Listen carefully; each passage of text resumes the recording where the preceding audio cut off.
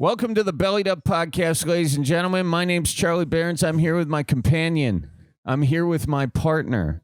I'm here with my friend, Myles, the You Betcha guy. Myles, how you doing today? Happy to be here, Charles. Thank you for touching my hand. Thank you for having me Now today. the arm touch. I like it. I like it. Myles, I was thinking, I like surprises. Right? To you. I like being surprised. What kind of surprise?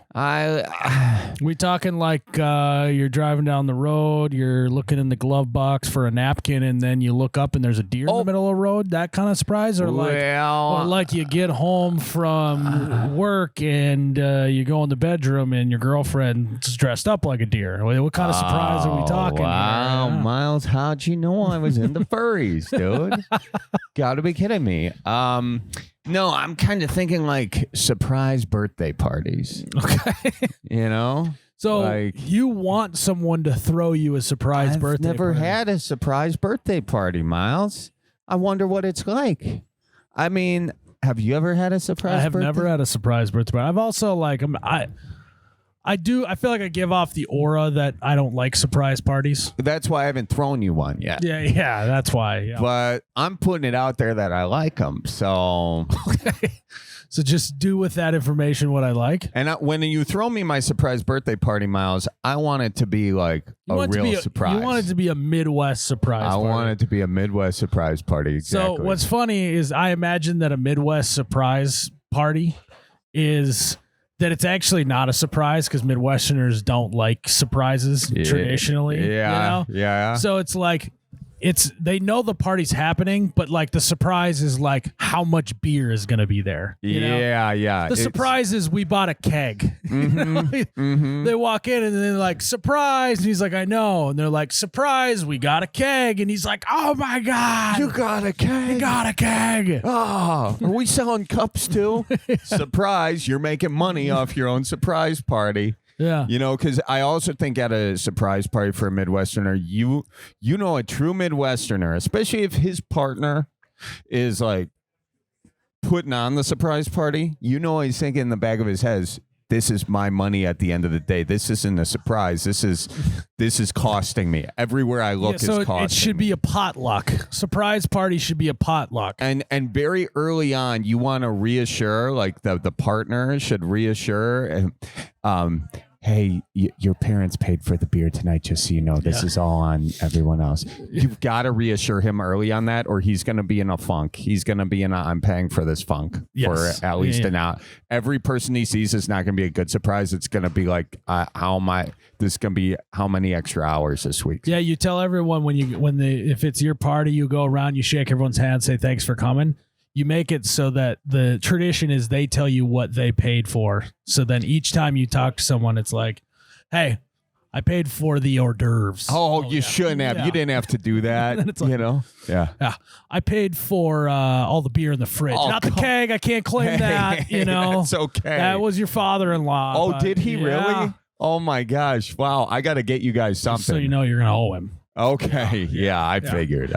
That's the other thing. Yeah. Is like there's a guilt that comes with a Midwest surprise party. You're like, okay, now I got to repay all these guys. So I just learned that in this act out because I don't know if you could tell, and that's why you said. I was like, I'll send my cash. So now there's only going to be like 10 minutes of usable joy at this surprise party. Because after you do the tradition of what everyone paid for, you're like, all right, so I got to get Tim. I got to get him. Some more tackle. Mm-hmm. I gotta bring over a case of beer to Rick. You know, and you're like you're tallying it up, and then you're adding that onto your other tally that already exists. And and if your wife is doing it correctly, she knows what everyone brought, and then the party favor when you leave is just repaying you all of what you brought to the party, so then you don't owe them a favor after. Oh, see, that's the real surprise at the end. If she could just be there with the chest freezer open, you know, like we had the old chest freezer, right, with the broken seal, so everything was like crusting up on the side. The sides were mostly like frost, you know, but deep under there, man. Party favor, you can take some deer sticks home with you, and then that takes care of the payment back. It's like we offered it. If you didn't take it, that's on you. You know, so yeah. Yeah. No, I like this. And then also I think of fun is since we're just enjoying it, I like games, Miles. And it's your party. Yeah. Yeah. I mean, if I was feeling guilty about turning this from general to specific, but I really like games and gambling. And then to pay for all the stuff, you end up winning your money back. And see, that's kind of it. Yeah. There's nothing better than like going on I've gone on a bachelor party to a casino. And this was in the Dells, and I was feeling a little tight on the cash, but then I start winning at the casino, which is a huge surprise because it doesn't often happen. And then you're like, this whole trip's paid for. This is amazing. I'd like to add that into the surprise party too. Yeah, just another version of a Midwest surprise party is just driving that person to the casino. Yeah, right, right. And they win, Yeah. Yeah, that's cool. Well, that we can't necessarily guarantee. Yeah. I just thought of a party idea that you could do. What? You could have like a casino night party for someone's birthday, and then every time someone wins, 10% of the winnings go to the birthday person. Ooh. And then it's like, that's the only gift that you get is just a wad of cash at the end of the night, and you'd get 10% of all the winnings. Oh, wow. That's kind of slick. So, okay, well, explain that one more time for my brain. You're playing roulette. Okay. And you cash out up $100. Mm-hmm. $10 of that goes to the birthday boy. Okay, the B-Day-B. Mm-hmm.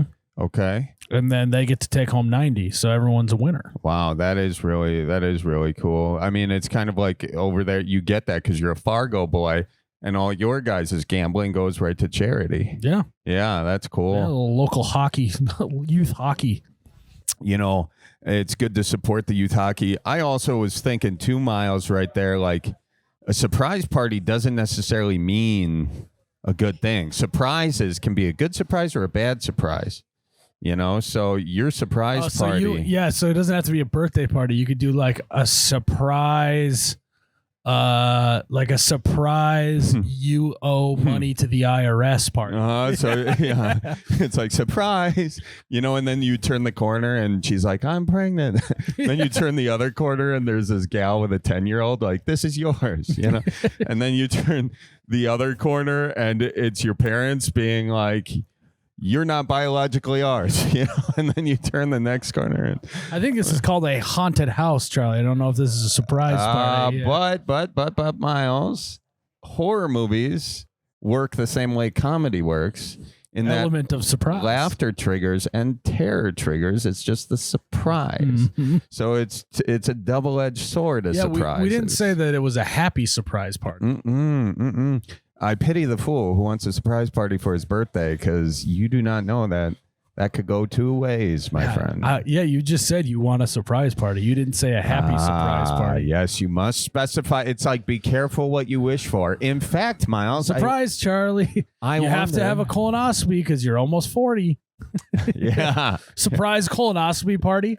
The doctor's just like, bend over. We know you weren't going to go to the hospital, so here you are. Yeah, time for your photo shoot. Bend over. That's actually really good. That could be a good sketch right there. You know what I want to do, Miles, is start a horror film, and it could be called Surprise Party, but I want to start it the way we do a sketch normally. So let's say we did that like Midwest haunted house video that we did. We start off the movie like that. It starts off like a sketch people are used to seeing, and then the end is like I kill you. Or you kill me or something. And it then seems like about every 4th video, we try and work in the ending of someone killing the other person. Well, it's just surprise. Like at this point, you're like, oh, it would be a surprise that I kill you at the end. But we've done it enough now to where it's like actually they're surprised when we don't end up in That's death. right. I forgot I put you in the trunk that one time. Yeah. No, but you were alive at the end. It was a fake. We didn't put I was dead. I don't think. In the long, didn't we put that in the cut? I don't remember. I was like singing Creed. First time, or biker versus driver, guys. Yeah. Really? You don't have to wear your underwear. You can wear your pants. I feel like that was a really underrated video. Yeah. For That's up there for me. I got a lot of underrated videos on my mind. I feel like a lot of videos. It's a great way to deal with the pain of a video flopping. It's just calling it underrated. Yeah. Mm-hmm.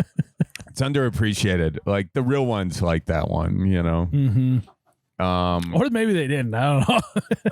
Maybe it just was bad all around. I thought it was really good. I think that's like the battle of doing what we do is there's a constant push and pull between something that you think is unbelievably funny versus like what you think will do well on the internet. And every once in a while you got to just do a video for you. Yeah, you do. With no consequences. Like, hey, I don't even know if anyone's going to care about this video, but I just really like it, so I'm going to do it. You got to do that once in a while. Yeah, 100%, man. Mm-hmm. You just got to rip and roar, you know, and let the consequences be what they might. And then it's always a coin toss. Do you know what one of those was for us? You remember the worst fishing Midwest show? Oh, yeah. The worst fishing show? Worst fishing show. That, honestly, though, nobody has ever come up and said they liked that video to me. No, me neither. But I bet you if they saw it, they would like it. You know, it just didn't travel. It didn't get the eyes. So if you're listening to this, go watch the I think it's just like the worst fishing show ever or something like that. Yeah. Is the name of the video. We shot that at my lake. I think we should repost that one.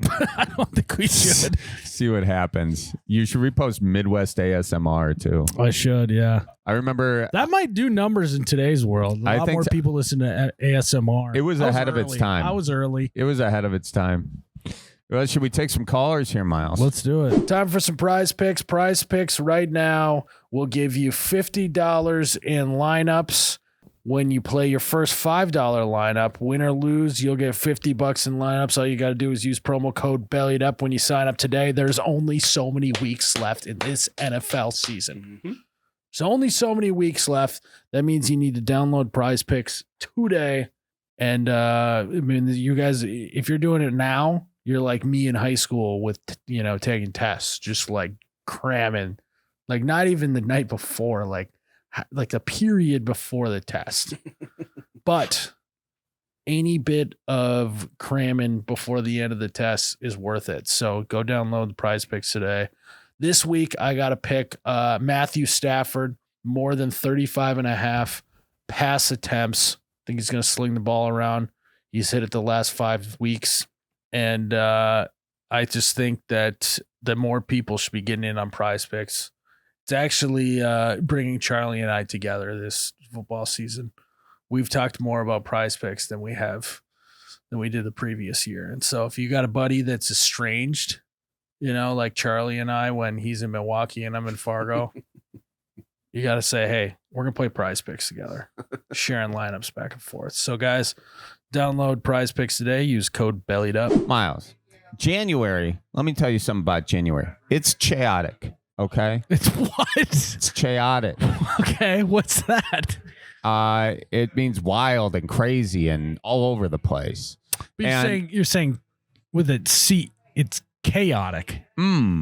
Is it? Because I don't think there's a K in the word.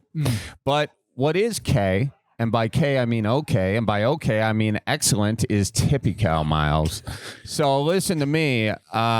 We are going to let you in on a little bit of a hack, okay? You can skip the baking, okay? You skip the mixing, skip the unnecessary effort. Just grab yourself a bottle of typical chocolate shake. See? Chocolate shake. Yeah. Chaotic. Chocolate. How do you say? Yep, I got it. Yeah. Do you say chocolate? No, you say chocolate. And it's smooth, it's creamy, it goes down easier than your New Year's goals disappearing by week 3. So bring it to a buddy's place, pour it over ice, and suddenly you're everyone's favorite person in the room. So go on, have a cow, Wisconsin cow. Tip it on back to the tippy cow. Moo. Drink responsibly. Tippy Cow Rum Cream. Copyright 2025. Midwest Custom Bottling. Milwaukee, Wisconsin. All rights reserved. Hello, is this Lee? Lee Unza, yes. Lee, nice to meet you. This is Myles and Charlie from the Bellied Up podcast. Where are you from? Texas. Okay. Wow. I gotta give a quick disclaimer. Yeah. That's not my real name. That's my Chinese name. I didn't want to use my real name because I don't know. You'll figure out later. Okay. Okay. Yes. All right. Yes, I love it when people use pen names on the show, Miles. It means they got some juice. So what is you said that's your what name? Chinese name. So your Chinese name. It's technically my honey name. The honey are basically like the Native Americans of China. But we can call it Chinese.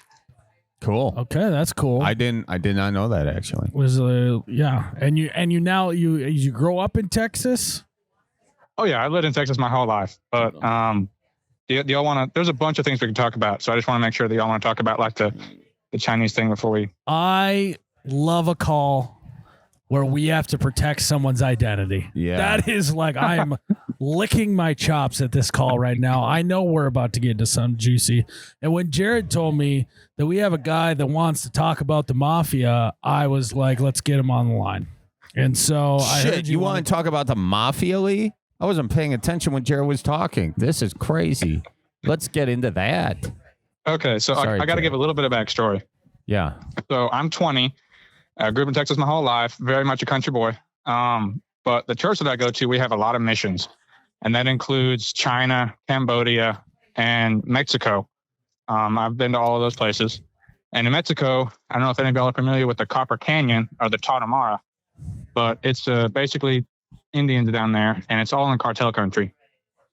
And so 2 years ago, I went down there for a bit, and I don't know if y'all know this, but the Mennonites have a heavy presence in that area of Mexico. Oh, we talked to another caller who was talking about that. Mennonites. Yeah, that's where I got the idea. Like, hey, I should call because Mennonites. Look at this, Miles. One of our stories sparked a memory that's going to give us a mafia story. Hell yeah. All right. So you got a lot of bearded folk. Well, first of all, not all of them do this, but so the cartel, the one down there, it used to be the Sierra Leone cartel or the Juarez cartel. The Mennonites, the city of Cuauhtemoc, they have a very heavy presence down there. And most Mennonites are supposed to be like poor. They're not supposed to like have a lot of possessions. But a lot of these Mennonites around there kind of said, we want to be rich. And so they have a lot of money because they own a lot of farms. But because they have a lot of money, they kind of have to like band together so the cartels don't take advantage of them. Yep. Oh, yeah. And so the cartel decided we're going to use this to our benefit. So basically the cartel uses the Mennonites to money launder their blood money or their drug money into clean money. This is like the Ozarks of Mexico. This is like Narcos and Ozarks combined. Yeah. Narcos meets Ozarks. That's how they would pitch a show. This is a show. All right. So basically what happens is the Mennonites will, quote unquote, borrow money from the cartel, the drug money, and they'll come up to the U.S. because nobody questions Mennonites. And they buy up a whole bunch of farm equipment, and they also buy guns, bullets, equipment, and other things that are hard to get in Mexico. And they smuggle that down to the border in all of their farming equipment. And nobody checks them because they're Mennonites. And so then we're down there. They sell all the guns, they sell the bullets, they sell the equipment, and then they make a profit and they pay the cartel back. And now the cartel has clean money that they can come spend up here. Dude, that's quite the scheme. Really smart. The Mennonites down there are like all their tractors got spinner rims on them. Their tractors got underglow. They're rolling around town with like diamond chains. You know, the Mennonites down there all got grills with diamonds in them. They're just living large. You know, yeah, they got some pretty big houses, and they have like Versace, like the same clothes you'd wear. But they're like Gucci. Yeah, you know what I mean. Yeah. There's Mennonites down there with Gucci flip flops on. Gucci light blue denim shirts. So, okay. So you know this, though, because you were just doing mission work down there, or were you doing mission work down there? And I put mission in air quotes. No, I was doing mission work down there because there's a lot of starvation down there, so we take food down there. But the guy that we contact with, he's lived down there for almost 20 years with the Tarahumara, and it's in drug cartel country. Like whenever we went down there, we have to call ahead and ask him, hey, is it okay for us to come? And he has to call the local cartel leader. And then he basically through the chain tells us, okay, it's okay or not. And whenever we went, that particular time that I went, they said, no, y'all can't come tonight. So we had to stay the night in Cuauhtemoc before we could head that way.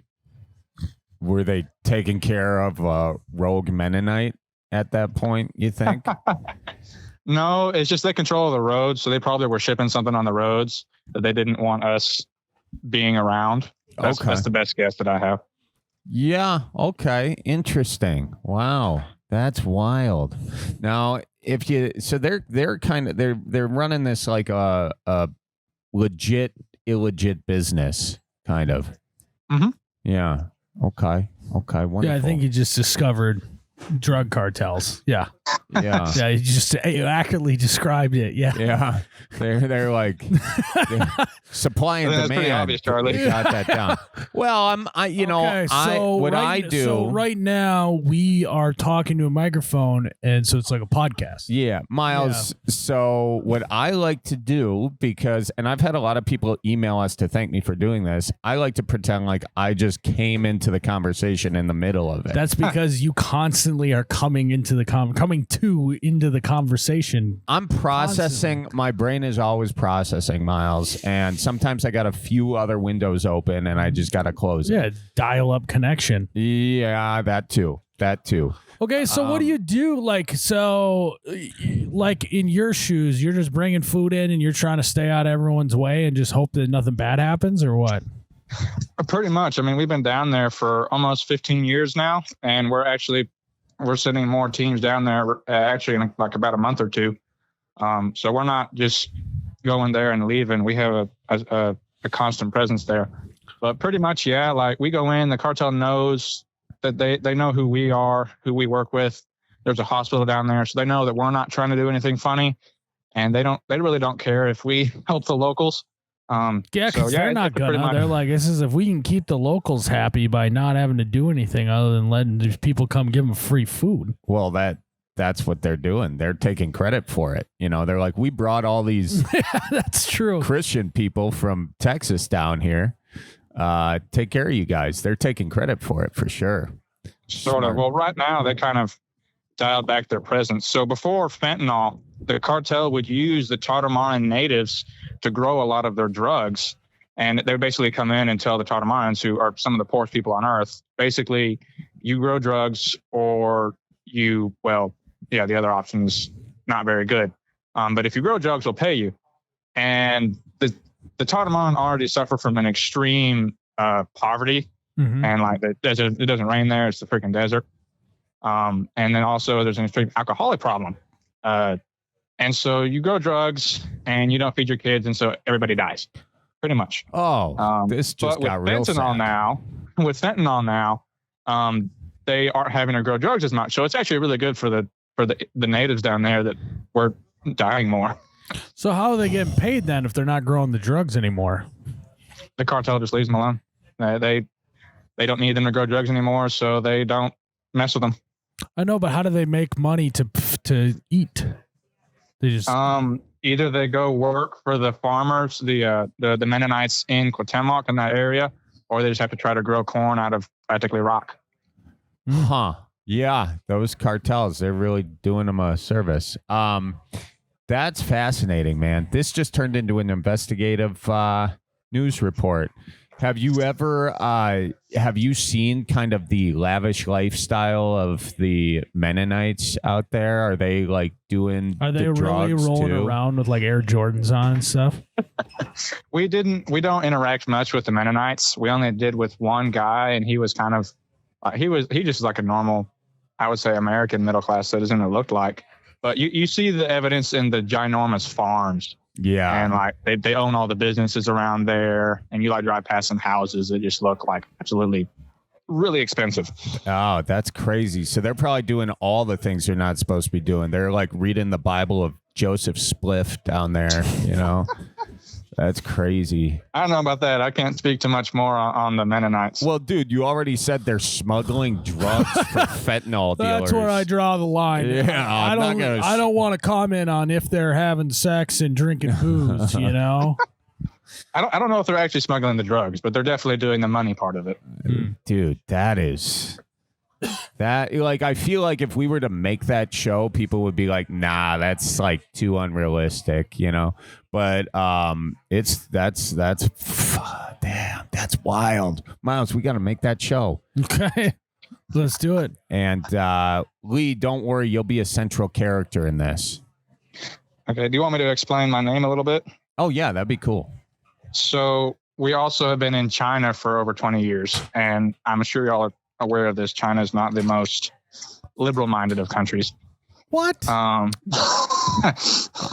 What? I thought that they were pretty free-flowing with what they let their folks do over there. Yeah. So right now they would technically say that it's fine to be a Christian, but it's illegal now to have anyone under the age of 18 in church or to share the gospel with anyone under the age of 18. So they're hoping to basically like phase all the believers out. Yeah, they're playing for the next couple generations. They're like, these people are too far gone. They believe in Jesus just too much. China always does that. They take the long con, you know? Yeah. So last year we went to China, and we had a lot of contacts there, a lot of pastor contacts.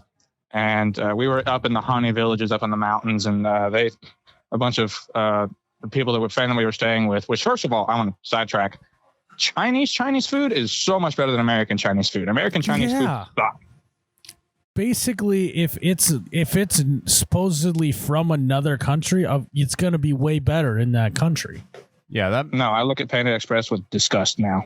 Well, yeah. I mean, I kind of look at Panda Express with not that much love now. Yeah, I've never eaten at Panda Express being like, you know, this was the real authentic Chinese experience. Yeah, it's like, hey, we got a place in Fargo, Charlie. Yeah. Authentic Chinese food. I love it. Yeah. And then I roll up to Panda Express. Like, yeah. We're never going to do that, you know? Funny story, Fargo's the last place I had Panda Express in your mall. Really? Yeah. I'd love to see Charlie Berens in the food court at the West Acres Mall eating Panda Express. Yeah, it was just me and you know. It's a nice food court though, ain't it? Yeah. Oh yeah. Not used a ton, you know. Well, it was probably a downtime, you know. It was a Wednesday night. Yeah. It was, you know, it's a long day of recording. I need you know. So you went to Panda. So after we did Bellied Up, you went and ate Panda Express by yourself in the mall food court in Fargo. Bro, that's depressing. That is the most depressing shit I've ever heard. I had to get new. I had a hole in my shoe. Restaurants attached to the mall. I didn't find them. I was really hungry, Miles. We hadn't eaten all day. I was working real hard at the bar, and you don't let me eat sometimes. Oh, God. Because apparently I chew too loud. We started the podcast with you eating a full breakfast here at the bar. Well, we weren't rolling because I chew too loud. And honestly, I think it's you that chews too loud. I think I'm a quiet chewer. So you can't get me. I don't care about your chewing. It's the listeners that complain about it. So now you're basically saying that the listeners' thoughts are invalid, Charlie. I would never say that about our listeners, Miles. I didn't hear it from any of our listeners. I heard it from you. Okay. Are y'all going to shoot this rabbit or no? Shoot what rabbit? Are we hunting? Y'all are going down a rabbit trail. I like that. Sorry. Yeah. Let's get back focused. Podcast before. So, all right. What do you want to tell us about China? Oh, there's so many security cameras. Like, it's insane. I stuck my tongue out as many as I could, but I don't think I got them all. That's good. Yeah. If there's any government that, you know, would probably take retaliatory recourse for you sticking your tongue out, I think it would be China. So we don't want to lose you. So be careful around those cameras. But yeah, they were happy to get me out. Were they? Well, I'm pretty sure they're happy to get any foreigners out. Like, you don't. Okay, so a couple of weeks ago, y'all had a guy on the podcast who had like an Asian wife or something. Okay. You remember that? Okay. I guess it was a couple of months ago for y'all. Yeah. Remind us what it was. Basically, he had had a wife from like the Philippines or Vietnam or something like that. Yes. Oh, yeah. Something about how there's a bunch of jobs that Americans don't want to do, and he's one of them or something like that. That was pretty funny. Yeah. Got it. Yep. So he is 100% correct. Asian women go crazy over white guys. I got more attention in a week in Asia than I think I've got my entire life in the States. Really? there was not a single woman over the age of like 16 that we talked to that didn't say something about how handsome I was. Jeez. So, if I'm like a Fargo 7, Milwaukee 5, I'm a China 10. Pretty much. Are you pale skinned? Pretty pale. I'd say he's on the pink side of pale. Do you have a big nose? It's not bad. Charlie's got a bigger nose than I do. I do have a bigger nose, yeah. But yours is oddly shaped, so.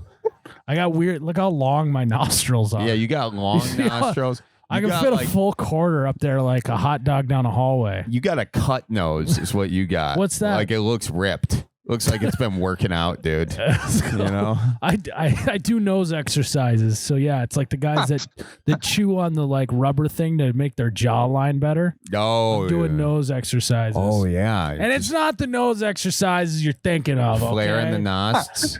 Oh, like nose drugs? I'm not doing that. No. Wait, no, I'm confused because I thought you said you were Chinese. Did I mix that up? No, I'm white as can be. Okay. So when you went there, you got a Chinese name. Got it. So what do you think Charlie and I's Chinese name would be? Can you give us a Chinese name? Well, I am not at all. I don't speak any Mandarin besides a little bit. I don't think we should trust a white guy from Texas's Chinese names. No, but this is all we got right now, Charlie. What you want us to call China? I would have to refer you to my mission inspector. He's fluent in Mandarin. His Chinese name actually means thunder and lightning. We're all jealous of him for that. Let's go. So you get gifted a Chinese name when you go there. Yeah, pretty much. It's kind of like a thing, and we give them English names. Nice. So you're like. They're like, we're going to name you Thunder and Lightning. And you're like, your name is Brian. Pretty much. He's got it. You were going to be Kyle. So, no, I gave a name to one kid over there, but I don't remember what I gave it to. What I gave him. All right. You can be Terrence. Dude, I'm feeling Chuck. I like that. Yeah. You are going to be literally we just grab the names out of thin air. You are going to be Ashley. Okay. Why does everything about none of our shit is cool here? You know what I mean? No. Well, it's because we're used to it, Miles. Someone thinks it's cool. I'm not sure who. Yeah, I don't know. If you went to China and they're like, I want an American name, and you said you're Brian, I just don't know. I don't know if they're gonna think that's cool. So they'll love it. I gave this one kid a watch, and he about lost his mind. I was like, this thing cost me like $20 at Walmart, and he was like, I'm pretty sure I made an indentured servant for life. Damn. Well, you took it there, didn't you? Jeez Louise. All right, so let me ask you this. What's the church that you're traveling with? Is this are you a non-dom? We are non-dom. I'm not gonna say names or anything. We were talking about the mafia and the cartels here, Charlie. Oh, that's right. Well, I don't so much care about that, but the church I'm with really likes to keep our interaction with the churches in China off the internet because we don't want them finding that we're doing because we just say when we're going over there that we're tourists, and we don't want them being, they're Christians, and who are they visiting with, and they're visiting with this person, and they go and visit this person, and then we don't want that happening. They probably already know. All right, well, so we won't put this episode on TikTok then. Yeah. Otherwise, they're gonna find out right away. Yeah, they'll. They'll do some sort of voice analysis, and they'll be like, "Oh, that's Lee with the tongue," and then they'll remember that. It's probably fine, but I just try to be safe and sorry. Tongue out. Yeah. Are you listening, Miles, or do I have to vote? I was mostly just shocked that you were listening that intently. Okay. Well, you have The Office on in here. It's not good for me. Lee, what else can you tell us? You got anything else hidden up your sleeve there, my guy? Any other interesting things you've seen? Sure. Y'all talk about my life back here in the States, or are we talking about China? Anything, Lee. Whatever you think sticks out, Okay, well, I can tell you a little bit about my work. Okay. So I'm a contractor. Okay. I own my own business. and I work in a college town. I do a lot of work for realtor companies on rent houses. On rent houses And apartments and all that fun stuff. So you're basically just fixing garbage disposals all day long. I have done that a few times. I don't generally do that. But basically everything from that stuff to big repainting entire house jobs. Oh, okay. All right. You like it? I love it. But because I do that, I do a lot of service calls on broken stuff. And so I've seen some pretty funny stuff. Yeah. What have you seen? Well, here's a good, for instance. I remember one house that we were doing work on, and it was a college girl house, which is a lot of them. And on the fridge, they had one of those like magnet menus, like this dry erase, and the entire menu was just ass. That was the entire menu all week long. What do you mean? What was the menu? Ass. Ass. A-S-A. A-S-S. There we go. Okay. Good spelling there. So they were just eating ass all week. They're just eating ass.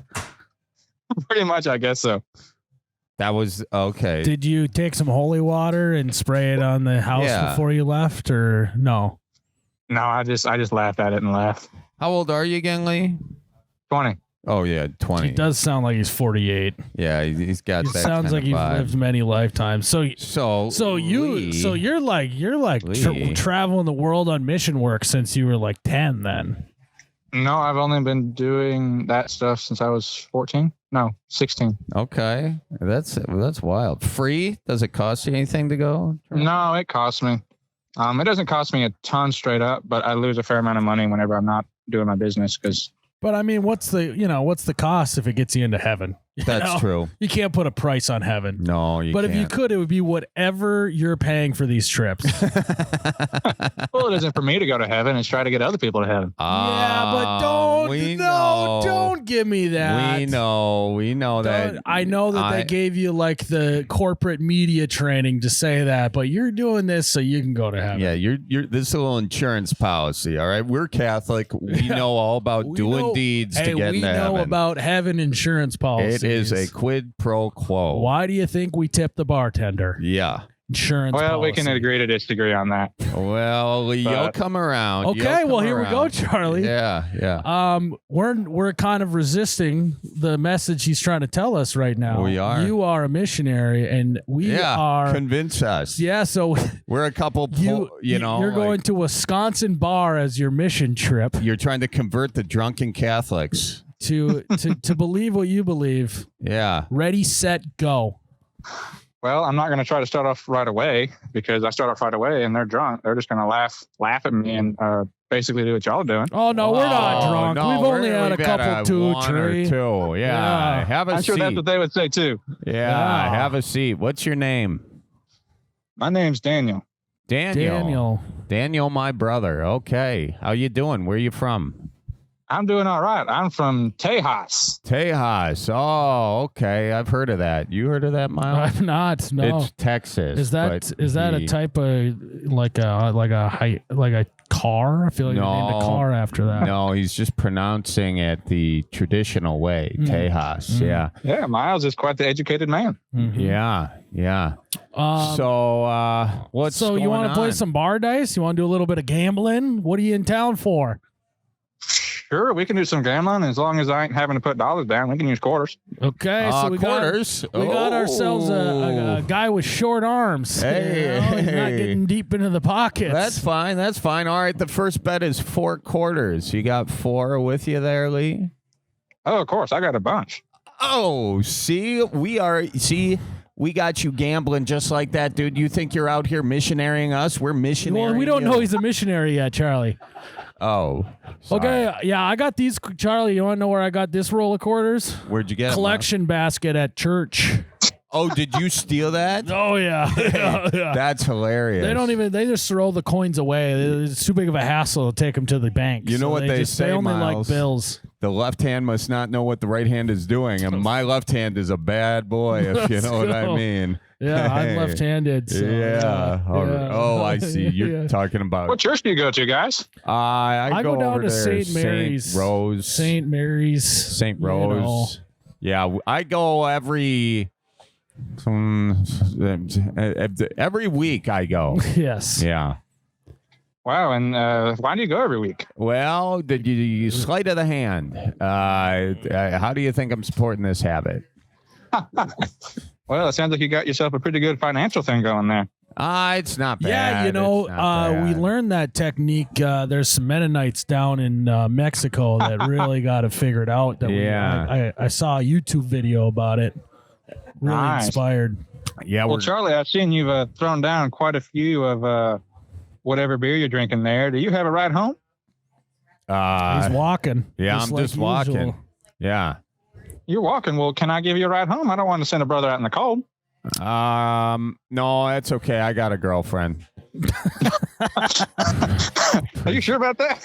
Yeah. Yeah, dude, if you come up to Wisconsin and you offer right away to give a guy a ride home, you're definitely, they're going to think something else other than just being a nice guy. Yeah. So I guess there's a difference between the South and Wisconsin. Yeah, that is. Yeah, we've had too many instances of mass murderers up here. So, we know, but I like it. You're a nice enough guy. How many people have you? What's your conversion ratio? You're a quarterback. What's your completion percentage? Yeah, I have no idea. No numbers I can give you. I know that I've talked to a few that then it said to Christ, but I don't know what my actual. There's no reason to keep a tally. Well, but that's an insurance policy. Yeah. When you get up there, you can be like, "Hey, I was batting 500, dude. Mm-hmm. You gotta let me in now." Yeah, I mean, that's a Hall of Fame numbers. Right, batting 500. Right, you gotta know first ballot.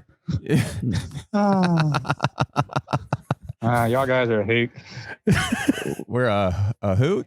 Is that what you're a hoot? Hoot. A hoot, like an owl hoot. Yeah, no, I gotcha.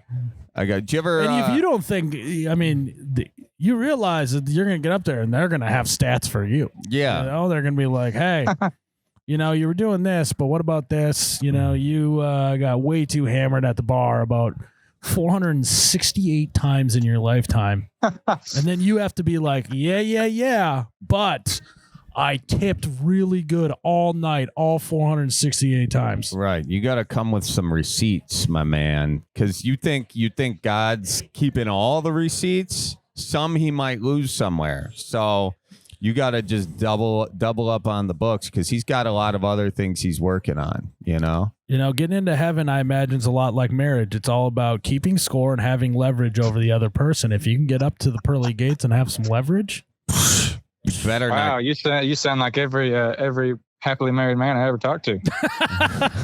That's damn right. That is damn right. So chances you're going to heaven, what do you think? 100%. Damn, that's confidence. Because he is accepted as Lord and Savior Jesus Christ into his life. See, I'm looking at 50% right now. I'm saying 50-50 at best. Oh, bro, that means you're at 0%. There ain't no 50-50. There's 0-0. Well, Catholics got 50. Purgatory. Yeah, dude. Come on. We got more wiggle room here. See, if you want to convince me, you got to give me some reason. Yeah, you're working too much in extremes. Yeah. Catholics figured out that hey, we're gonna look like we're doing good, but we're gonna have a lot of guilt because. We're not going to always behave. So if we just come up with a thing called confession, we can just do whatever we want and then go to confession later. Yeah. Do you know how much good guilt has done in this world? You know how many times I've donated when I didn't want to just because of guilt? I mean, for God's sakes, the numbers are off the charts. Guilt is what's saving this world right now. We're hanging on by a thread of guilt. Yeah, it's like the commercials where they want you to donate so that they can save the dogs, Yeah, I'm like, just 12. Oh, I hate those commercials. Just 12 cents a day. Yeah. And this little pooch here won't have to have all of its legs cut off. Yeah. They're almost like holding them hostage. Yeah, I love how this went from talking about China to a discussion on Catholicism versus Protestantism. Yeah. I mean, what did he say? Catholicism versus Protestantism? Yeah. Don't tell me you're a fan of Martin Luther now. What would you? I love nailing doors. What would you, as a missionary, what would you say to someone who's Catholic? Someone who's Catholic.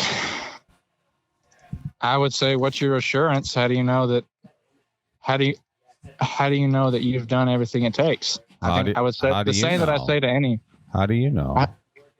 How do I know? Because it ain't about what I've done. It's about what he's done. How do you know?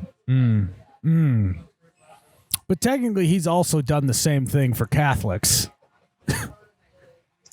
I am very positive that there are born again saved Catholics. I do not. Wait, I'm not. Are you saying if someone's straight Catholic, they're not going to heaven? I don't know. It's not on me to judge. That's well, on then him. How do you know the other part? Because he said so. Yeah, I mean, the technicality here is that Catholicism is actually the only religion that was directly started by Jesus himself. Ooh. You know, Martin Luther, that's the man, if I remember correctly, you know, and you go down the line, trace it all the way back to Jesus, Catholicism. Well, Peter was the first pope. He was the rock on which the church was built. Yeah. You are Peter, and upon this rock I shall build my church. And something of the gates of the netherworld shall not prevail against it. Wow, Myles. God, if I wasn't Catholic right now, I'd be thinking about it. Lee, what do you think? I think that, first of all, the verse that he referenced about where he talks to Peter, on this rock I build my church, he wasn't referring to Peter. He was referring to himself. On this rock, on me, I will build my church. Ooh. And also the Martin Luther King thing. You are Peter, and upon this rock I shall build my church. So why would he say you are Peter? Because if let's see, I don't remember. Was that the verse wherever he changed his name from Simon to Peter? I don't remember. Now Peter. You're really testing my knowledge here. Was he doing missionary work in China? I just know that the 13 years of Catholic education, they hammered that verse into us, you know? So I figure I'd whip it out. You know what? Let's get to the real thing that's going to convince anyone to be in any religion. What's the best song you guys sing? Let's hear it. Yeah, and then Charlie and I will do ours. I can't sing, bro. I am a terrible singer. Forgot. You want to get into? I played piano for 17 years, so I'm in the worship band on the piano. I ain't singing. You want to get into heaven or not? If getting into heaven is based on my singing, then I will be the first one going to hell. Where we come from, you get into heaven by going to church and mumbling the songs. Exactly. Just moving your mouth to showcase that you are trying to participate, but you don't really want to sing. Eagle's wings. Dun, dun, dun, dun, dun, dun. Yeah, I'll do a pretty good job of that. Want you to shine like the sun. And told you in the palm of his hand. See that? Doesn't that feel like heaven right there? We might be singing that. I don't know. You should sing that. I think that's the real test to get into heaven, Myles, is can you sing? Can you sing most of the words to that song? Yeah. Can you just land it? If you can land the plane, you hit one ending to one verse, you're all right. Turbulence don't matter when you're trying to get into heaven. Well, I think we converted a few people to something today. I think we did. I don't know if that was God or another drink, but we converted them to something. And it's all about the conversions. That's it, Myles. Batting percentage. Yeah. Well, Lee, we appreciate you, man. Any final thoughts before we let you get back down that old dusty Texas road? Nothing that wouldn't take up too much of your time. Well, if it's good enough, we'll let it take up the time, Lee. Oh, cool. I know y'all always love whenever y'all have a single guy on the podcast who can't seem to get any girls. Lee, step on up, man. Step on up. Give people the specs. How tall are you? I'm between 6 and 6'1". Okay, damn. So then are you 6 foot 1.5 inch? Why? He's. Charlie. I'm somewhere between 6 foot and 7 feet tall. He said 6 and 6'1". No, I know, but it's just like. Oh, I see. Why not just say you're 6'1" or you're not? Yeah. A little more confidence. You're right, Miles. You're right. You're right. Why not say you're 6? Can I start over? And you can always round up. If you're 6 foot 1.5 inch or just half inch, just say you're 6'1". Yeah. Cool. Then I'm 6'1". Yeah. All right. With shoes on or no shoes?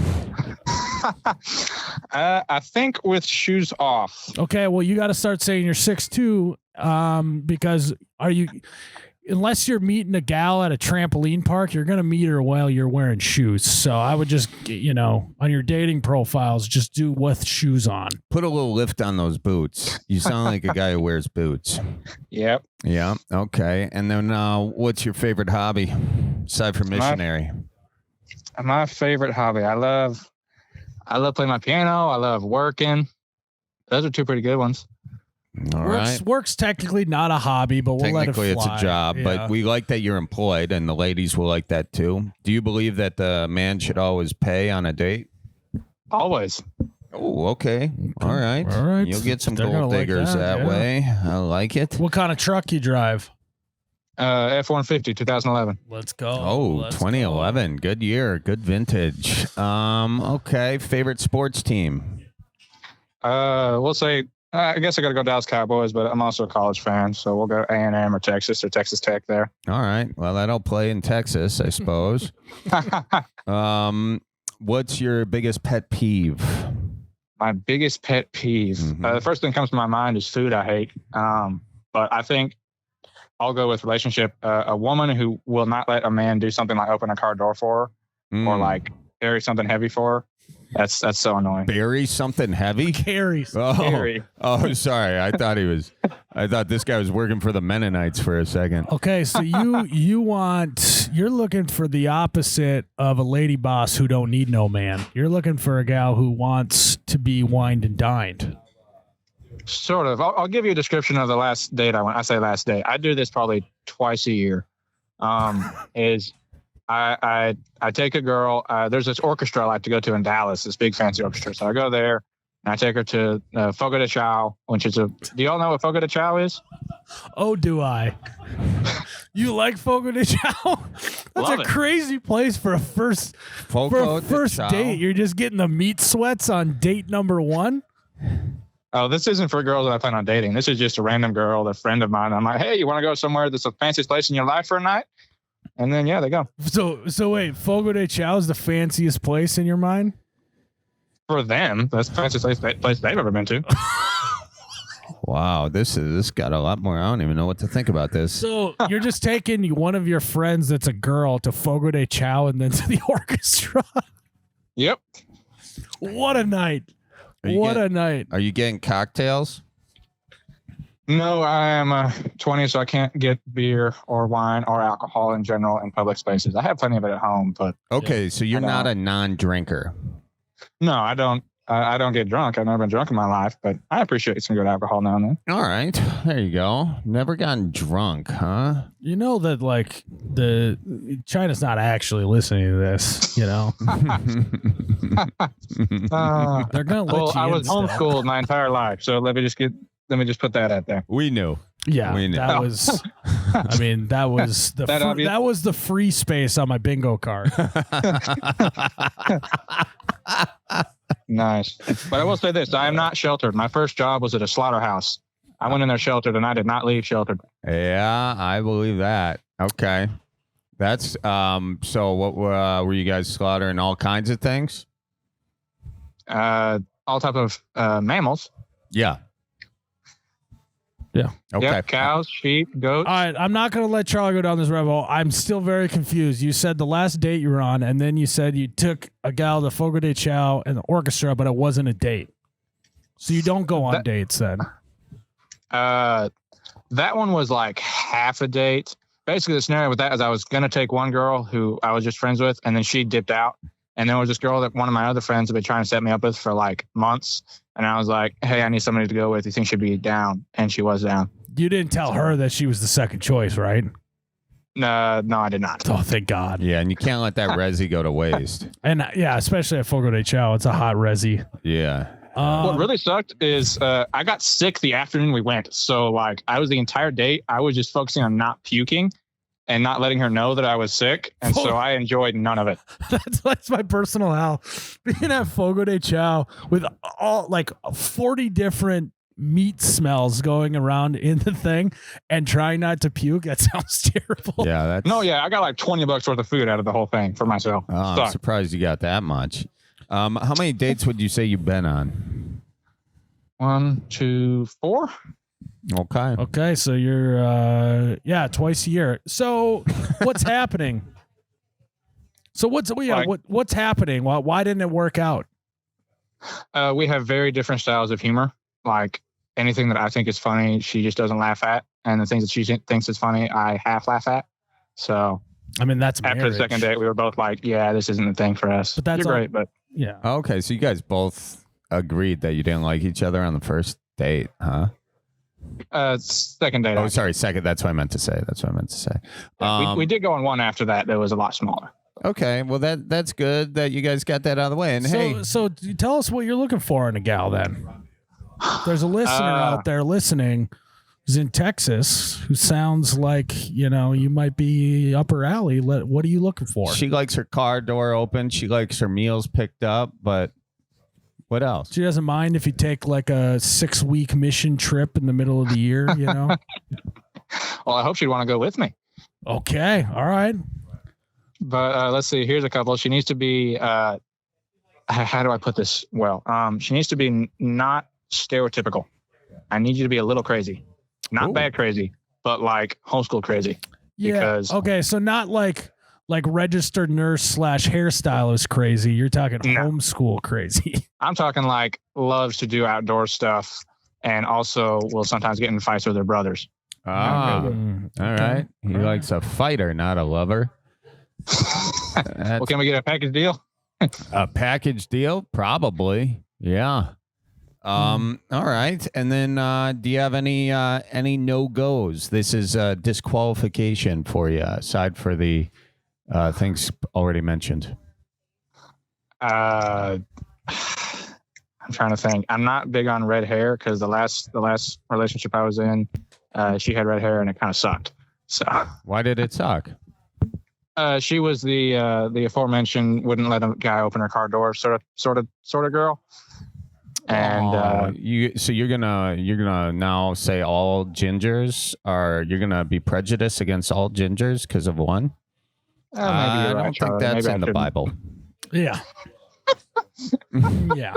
I think Leviticus was pretty specific about not being prejudiced against gingers, from my recollection. Yeah, I think Matthew, Mark, and Luke and John all kind of said like, let's maybe not do that. Mm-hmm. It's even my bad. Yeah, we'll say gingers are back on the table. All right, there you go. Okay. Yeah. So what's another red flag? Like no go for you? A red flag would be no siblings. Okay, but I think maybe the Bible says that you should just love and want to be with all people, regardless of the siblings that they have. Not for marriage, it don't. I remember that. Okay. No, it specifically says, "Do not be unequally yoked." So you can't have one arm that's stronger than the other, huh?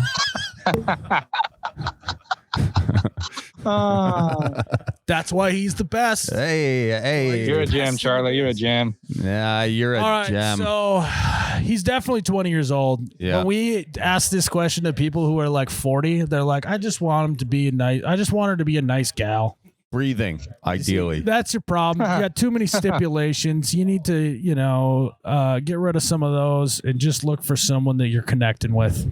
Yeah. On an emotional level.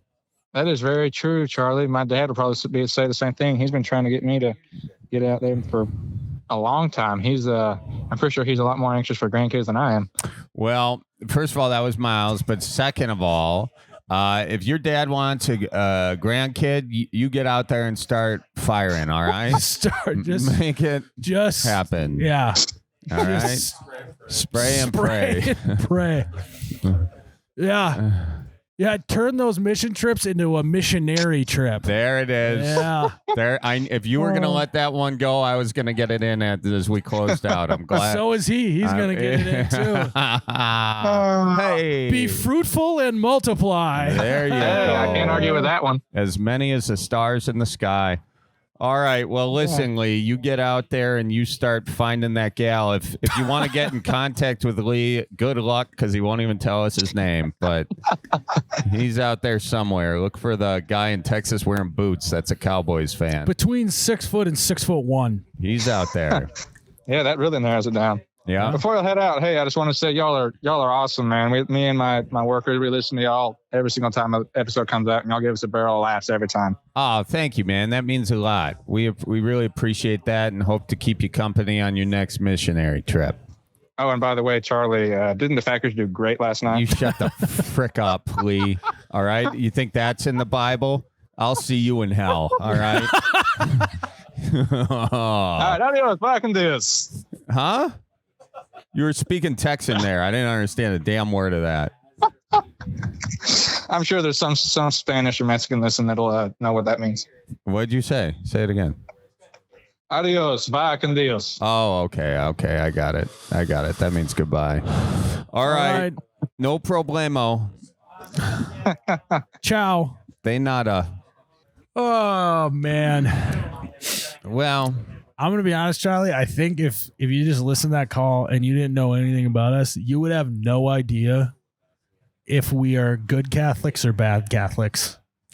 The way that we were talking. Yeah. We can spit some game. Are they in on it or are they not? That's the thing with Catholics, man. We are all we've read the Bible, you know. Oh yeah, have you read the Bible, Charlie? Yeah, you get so bored in church, you're like, I'll just read this book set. Yeah, did you ever do like a flip to a random page? Oh yeah. And you're like, God, I hope this is like one of the rare instances where they're talking about sex in the Bible. You know? I never got lucky enough to flip to a random sex page in the Bible. Yeah, you gotta read that. I think Solomon, you know, or what's his name? The guy who was getting after Bethesda on the roof, you know. She's a hairdresser, man. She cut his hair, you know.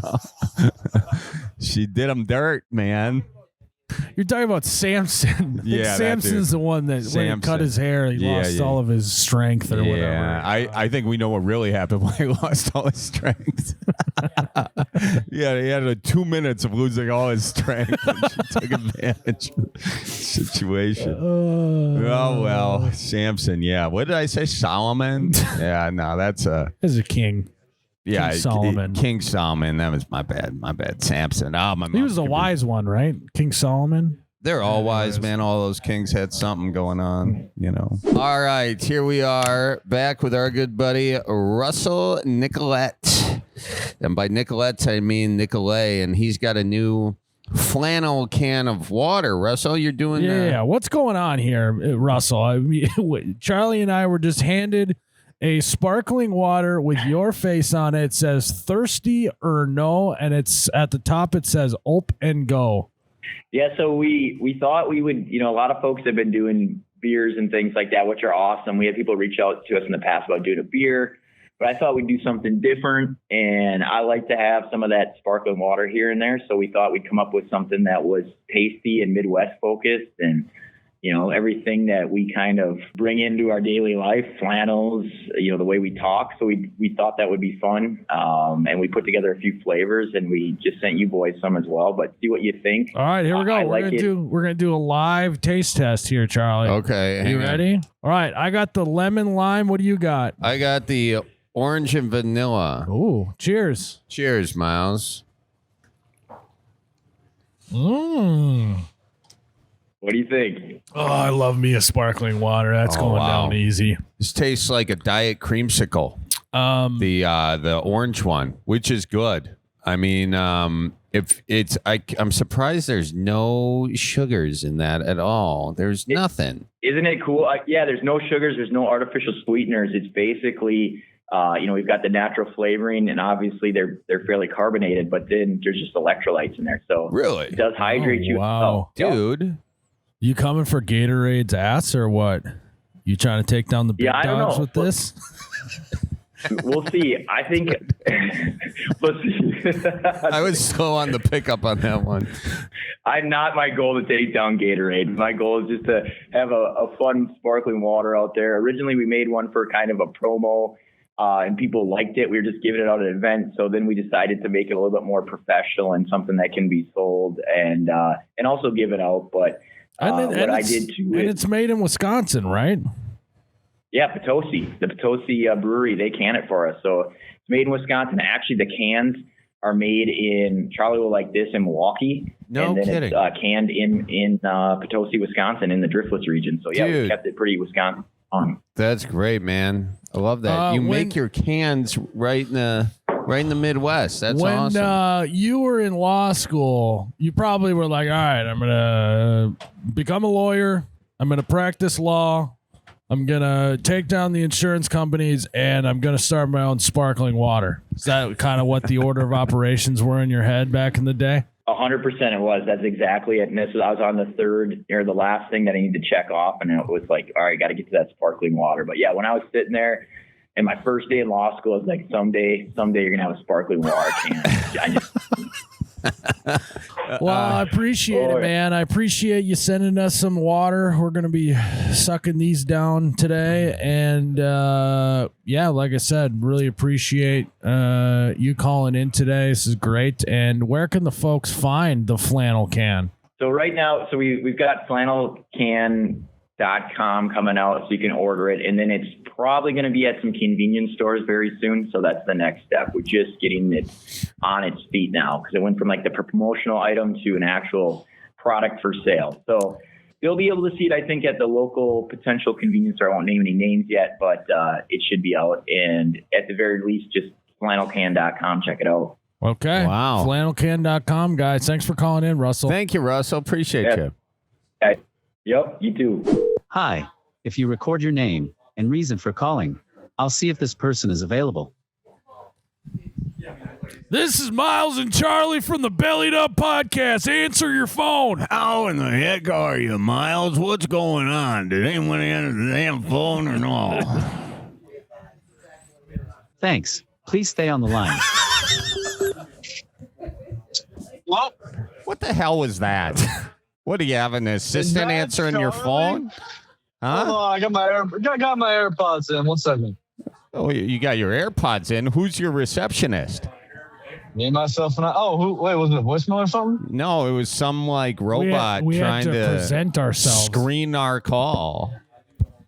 Oh, not me, man. I don't know what the hell that's about. Damn. All right. Well, what's cooking? Not much. You guys called me the perfect time. Driving back to the shop from work, right? And I'm stopped at a light, looking at some Instagram reels. About saw this dude get smoked by a bus. So perfect timing for you guys to call me. What the fuck is your algorithm, man? It's some not great stuff. Also, we're cooked as a society. Yeah. How is that? We're stopping at a red light. We just can't even not look at Instagram reels. You know what? I'm 23. That's all I got for me right now, man. Take it off your phone. All you got going on in life is Instagram reels. Working reels. Well, belly on up to the bar and tell us what's on your mind, for God's sakes, Alex. Well, it was about my girlfriend, but I kind of got that figured out. Okay, well, tell us what happened and how'd you figure out? So pretty long story short, like we've been together for about over a year now, right? Great, phenomenal girl. Phenomenal. Love my life, right? Okay. But there was a time when I called you guys, I was like, maybe this isn't right, but kind of worked its way out, just kind of talked things over. It's good now. Well, what'd you talk over? What was the problem? Let's make sure that you made the right decision. Yeah. Pretty much, right? So I go to school. I'm in school to be a mechanic, right? So I'm doing that, and then I go to work after that, mowing lawns, all manual labor stuff. I come home, just kind of want to chill out, not do a lot. She's all like, "Oh, let's go for a walk, this and that," which I'm all down for a good walk, but man, dude, she kills me. It's like 8 miles of walking, and this is like I love that. That's like, I love this gal, but the walking, dude. That was it? Just you didn't want to go walking with her? Well, I mean, it's not just that. There's some other personal things, but we got those irons. So did you compromise and you guys got bikes? No, I just don't go on as long of walks. Like I'll let her go walk around for a minute, and then I'll join her like halfway through. So I only got to walk 4 or 5 miles, not 8 to 10. What you need to start doing is going to the mall. You go sit at one of the couches in the center of the mall, and then she walks around the mall. So you're in the same spot, but you're just chilling, smart, scrolling on Instagram Reels. I need to open up a whiskey bar in the mall so dudes can go and sit there while their wives or girlfriends go shop. Is that not like $1 million idea? I mean, that would have been $1 million idea like 20 years ago. But you think? right now, you'd probably still get the last snort of the mall goers. No, on our other podcast, You Bet Your Radio, we already saved malls, and it was basically just placing Hooters, Twin Peaks, and the Tilted Kilt in malls. And you can just go. I'm from St. Louis. I don't know what the Tilted Kilt is, but those 3 sound pretty elite. Yeah, I mean, you just imagine. Use your imagination. Anytime that a restaurant's named after a piece of clothing, Yeah, you got to imagine minimal clothing at most. Yeah. So also, I got my AirPods. You guys hear me fine, or you want to take? Yeah, no, we can hear you. You sound great. Perfect. Yeah, shout out AirPods, ladies and gentlemen. Shout out AirPods. Not a sponsor. Not a sponsor. If they sponsor me, I'll give them some free epoxy floors. There you go. Hey, always be selling. Always be selling. ABS. So you gonna marry this girl or what? Oh yeah, definitely. She's cool. Just went up to visit her last weekend. Long distance relationship. Well, kind of. We're on a winter break right now. We go to school out in Kansas. She's out from Minnesota, actually. So I was just up there. Ah, so she's a Midwestern gal. She is. The walks make sense, man. Us Midwesterners, we need our outdoor activity, or that's how we process our feelings. So you take the walk or you take the blade. You know what I mean? You think? Yeah. Yeah. I got to get your guys' opinion, because some of my buddies don't agree with me. They think not Missouri actual is not blade, part of the Miles. Sorry. They think my buddies think some of the Midwest, Missouri is not included in that. What's your guys' take on that? It's the drunk uncle or cousin or someone decided on one of these episodes. We're the middle of the West. You are in the middle of the West. Also, you're pretty far down there. And you guys have southern accents, some of you. Yeah. Do we? Well, you don't. Not too much. Oh, sweet. You guys are in, by the way. You're in. I don't know. Yeah. Fire me up. Yeah, you're 100% in. No questions asked about that. But it's, we're going to give you a little shit, because you don't come up fishing as much as you should. I know. Actually, I was pretty pissed. I went up to visit my girlfriend, right? And her dad's got this nice ice fishing rig. Got like 3 beds in it, propane heater, the whole 9 yards. And I was really hoping to go ice fishing with him. But he went out the day before, and I was pretty upset. That's because he knew you were coming. Nah, he loved me. He's like, I want to go fishing this weekend, but so and so's coming up, so I better go now.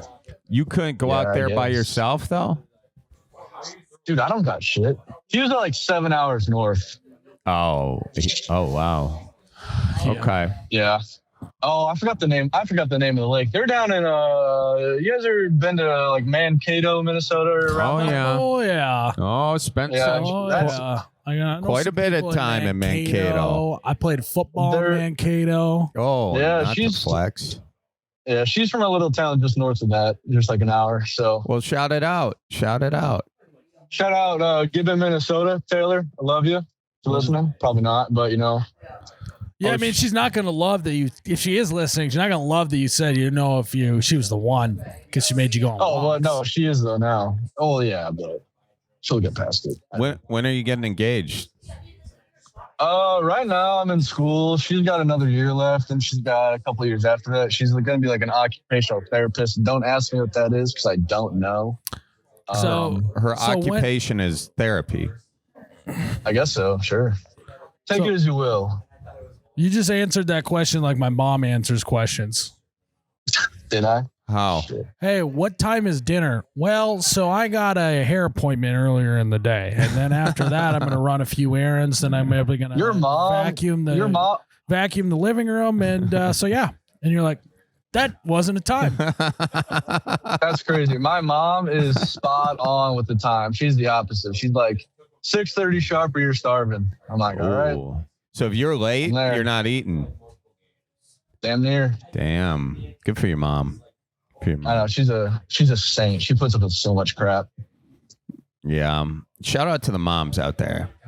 Shout out moms. Yeah. Good group of gals. Absolutely. Single ones, hit up Charlie. Oh. Shout out to all the moms out there, except for what is it, Casey Anthony? Yeah. She's a bitch. Don't shout out to her. All the moms except her, right? Should she a bad mom? Yeah, out of left field, Miles, but we'll take it. Yeah, I just don't want to blanket all moms because are some moms out there that aren't saints. Did she do it, Casey Anthony? I'm pretty sure, but fucking probably. Well, let's throw in an allegedly in there, just so we don't get sued by the Anthony manor. Shout out all the moms except Casey Anthony because she allegedly did some bad things. There we go. Thank you for protecting us legally. I appreciate that. Yeah, because we are the jury. Well, technically, the jury's not out anymore. No, she could sue. No, yeah, we just are still unsure. Are we? No, about. Never mind. Fucking move on. You want Miles? Jesus Christ. I'm trying to be engaged in this conversation. You won't let me finish. Don't insult your wife on this show. No, she interrupts me all the time because it takes me longer to think. Well, get it into my mouth and out into the world. Maybe if you'd eat your nootropics, we would have a little bit more of a pleasant conversation on this. God damn it. Not a sponsor, nootropics, ladies and gentlemen. I don't think that there's a company out there called Nootropics. Yeah, there is. It's nootropics. I've never heard of it. Look it up, Jared. It's out there. Nootropics. No, nootropics is just that's like saying this podcast is sponsored by vitamin C. Yeah, well, I've got some vitamin C at my house right This now. podcast is sponsored by Lion's Mane. Lion's Mane is a thing, Miles, and Miles is right. Oh, Miles is right. What is that? It says nootropics. First thing. Nootropics Depot. Nootropics Depot. Okay. Well, sounds like a brand to me. Anyways, anything you want to buy, sell, or trade? Oh, I don't know. I got a little 14-foot camoed out John boat for sale with a trailer. A little duck boat. There we go. Yeah. Trailer's helpful. Trailer's helpful. Duck boat, it's pretty specific trailer. That's what I'm saying. It's nice. Buying a boat without a trailer sucks. Oh yeah, and then you got to have a lake or a friend.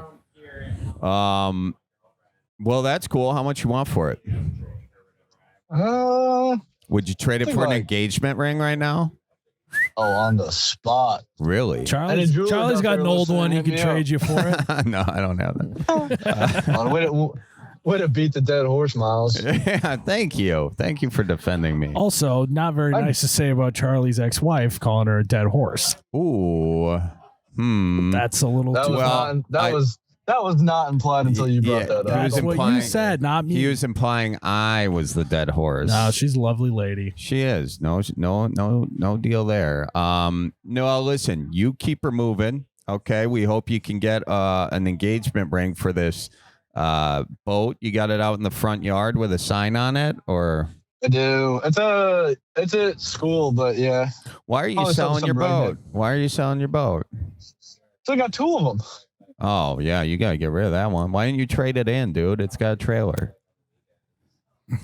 Because I bought both of them from two of my buddies who don't need them anymore. So. Dude, you bought two boats? What? Yeah. Fix it up. I'm fixing it up and selling it. Oh, nice. His and hers situation, his and hers, they can't even duck hunt together. She likes going 12 miles out on the lake. Yeah, on a little rickety aluminum boat. Her dad actually gave me the other boat with a little 20 horsepower motor for her. That thing scoots. What's wrong with the boats that you're fixing them up? Nothing, just making them a little bit nicer, selling for some call cash. That flipping. Yeah, Charlie. Flipping them. Yeah. Any leaks? Any rivets that got to be redone? No, the Camel one totally replaced the transom. TIG welded a brand new aluminum sheet on the back. She's dry. There you dry. go. There you go. So I got to do a transom job on my 12-footer, actually. Yeah, send it down to me, dude. Well, that just send it down to him. Yeah, that's fine. Just send it down to him, Charlie. It should take about 35 minutes, I think. If I'm thinking about this right. Worth a shot, man. Yeah. Well, you come on up to me and I'll let you do my transom. That sounds dirty to people not involved in this conversation. Yeah. Whoa. You know. No. Also, side note, shout out Jared. Go to guy. Is that number he texted me on? He doesn't use any capitals. No cap. No caps. Wow. Except like once or twice. That kind of caught me off guard. He's a soft-spoken man, but he carries a big stick. Let me tell you I was texting you off the MacBook, and I didn't capitalize it, so I apologize. No, he said shout out. He liked that. Oh, gotcha. Aren't there auto caps? Jared, I didn't know you were chill like that, not using capital letters. I don't want to overtone it too much. I could tell. He kind of talks like a guy who doesn't use. He doesn't talk in capital letters for sure. That's actually a great observation about Jared. Yeah. Never. Everything ends in a period. Too. Yeah. Right. I got 2 exclamation marks in here. Oh, really? Really? Yeah. Also, Jared, why do you spell your name like that? No hate. It's kind of weird. I didn't really have a choice in the matter. My parents kind of decided that one. That's true. I understand that. For the record, I've texted the wrong Jared so much. Like, I have 4 other Jareds in my phone. None of them have last names. And so I've texted the wrong Jared so much bellied up stuff. So actually, one of those ad reads went to a wrong Jared, too, way back in the day. Sorry, other Jared. I know I haven't talked to you in 6 years, but I hope you enjoyed that ad read. Damn, you cold text him an ad read after 6 years? Yeah. Pretty much, dude. Pretty much. That's how it goes sometimes. That was one of the deliverables with the brand deal that we did with them. Yeah. It's like Charlie's got to text all of his contacts the ad read. Could be a new deliverable we could add on. That actually could be. All right, you're going to sign up for 12 ad reads on the podcast, and then you're also going to get the text package where we just text everyone we know the ad read. Guerrilla marketing. Guerrilla marketing, boots on the ground. That's actually fingers on the phone marketing scheme. It's actually a great idea. We should add that to the list. 100%. Got to be worth something. Yeah. Bunch of X's just getting, Yeah. Dude, that is a talk about something that would be stressful, like a would you rather situation. If you threw one, like you have to just mass text everyone in your contacts something. That would provide me unbelievable amount of stress. Oh my God, because a lot are going to reply, and then you're going to feel guilty enough to reply to them. And for a guy with all the people in your contacts that you don't want to message ever again. I just went through text yesterday after the holiday, and I got through 300 text messages. Okay, so I want to. It is when we're recording this. It is January 12th. And Charlie says, I'm going through text messages that I got over the holiday. Well, I was depressed after the So it's been at least 12 days since he's gotten the last text message. That's the wait time on a text message from Charlie Berens. I was talking about Christmas, though. Oh, okay. So even worse. I got back, looking up to 18. Like, if you call into the hotline, it's like, wait time is 18 days. But you know the thing is though, Myles, is like sometimes you get sucked into these phones and then text messages, you get bored, so you flip over to an app, and then I gotta delete the app because I can't do it, and so I just let them sit there, and then it gets a good precedent for people. They know that you're to take no offense if you don't. You're right. You do need to set a precedent. Yeah. And if you respond quickly, that's setting a bad precedent. It is, and it's not that I don't love you. I do. I just I don't love you that much. I got Charlie's just setting the bar a little bit low, so anytime he texts before that, it's a nice little surprise. It's like I walk right over that bar, It's good, but if you call me, I'll usually answer. That's not fully true either. Not true at I was about to ask Myles if that's true. That's not true. Not true at all. Well, anyway, I feel like you do get a better shot calling you. You got a better shot at talking to you than texting you. For sure. Yeah. And I also know the times, like, there's certain times a day where I'm like, I think he might be like walking on the treadmill, trying to prevent a mental spiral about something. I can call him right now. Dude, you know me so well. Yeah. Dude, you should get a Peloton. Those things are wicked. Yeah. No, I'm a big I like the real thing. I like getting out there in the elements. I got an actual bicycle. He just likes to wear the shorts. Yeah, I do. There you go. Yeah. They not little couple nut huggers. Yeah, well, I put a sock in there for cushion. Just for cushion. I usually do a Pringles can. Usually put a Pringles can in my biker shorts. There you go. That's something. The grab and go kind. Grab and go. Well, it was good talking to you. Good luck with them duck boat sales and your upcoming Thank you. nuptials. And tell your lady we says hi. I will. Y'all have a good one. You too. We'll see you soon. Catch you later. Well, Myles, Chuck, it's another episode here at your office. Not my office, but your office. But we're at your office. And it's a great spot. Come on down here to Milwaukee if you can, you guys. And hey, while you're here, don't forget, tip your bartender. See you next one. Bye-bye. Okay, hope you guys have a good one. Goodbye now. Toodaloo.